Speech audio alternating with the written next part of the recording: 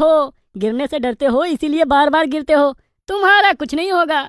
इस तरह से उस तोते ने 2-4 कड़वी बातें कहीं और पुनः उड़ गया। ऐसा उसने कई बार किया और जब इस बार वो तोता उड़ान भरकर वापस आया तो नन्हा बुलबुल वहाँ नहीं था। नन्हे पक्षी ने उड़ान भर ली, अब उसे कोई नहीं रोक पाएगा, वो अपने आशियाने में पहुंच जाएगा। उस समय तोते के चेहरे पर खुशी झलक रही थी।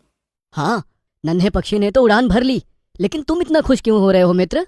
तुमने तो उसका बड़ा मजाक बनाया था। मित्र, तुमने सिर्फ मेरी नकारात्मक बात पर ध्यान दिया, लेकिन नन्हा बुलबुल मेरी नकारात्मकता पर कम और अपनी सकारात्मकता पर अधिक ध्यान दे रहा था। उसने मेरे मजाक को भुलाकर बारंबार मेरी उड़ान भरने वाली चाल पर अधिक ध्यान दिया। उसके पंखों से ज्यादा उसके हौसलों में जान आ गई थी।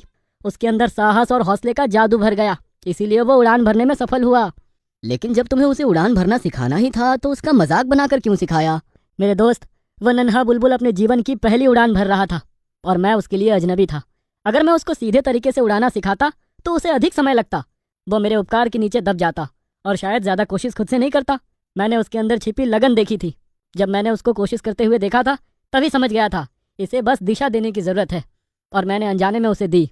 वो हौसले और साहस की जादुई उड़ान से अपने मंजिल को पाने में पूरी तरह से सफल हुआ। अब वो अपने जीवन में किसी भी काम के लिए खुद से कोशिश करेगा। इसी के साथ उसके अंदर आत्मविश्वास बढ़ जाएगा।